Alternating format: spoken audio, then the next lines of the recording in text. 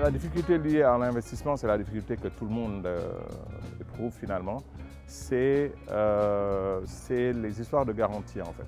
Aujourd'hui, en termes d'élevage, la plupart des bergeries sont dans le domaine de l'informel. Il est difficile de trouver des garanties et espérer avoir un investissement. Aujourd'hui, en agriculture industrielle, quasiment 90 voire 95% des intrants de production nous viennent de l'extérieur.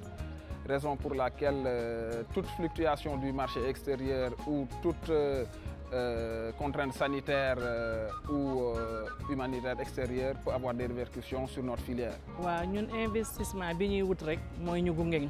Waaw, jafe-jafe yi mooy déjà dañuy am jafe-jafe matériel.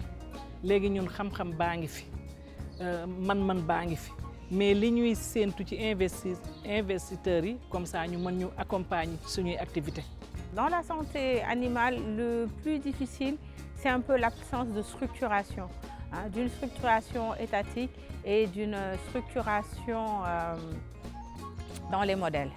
Et aussi la formation, parce que nous pouvons travailler, mais on a un véritable problème de suivi de formation, hein, et de formation continue ici au Sénégal. On a participé au premier forum où on a même élaboré des business models.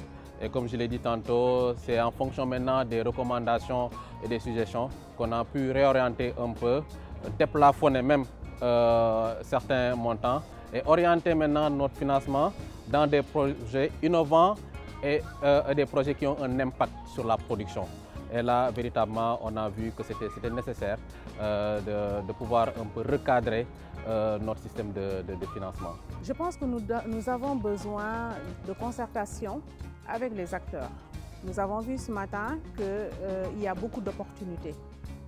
Mais je pense que nous avons besoin d'agir un peu plus sur l'organisation du marché et la structuration et la formalisation des activités des acteurs pour que nous puissions avoir plus de visibilité sur les opportunités que présente ce secteur.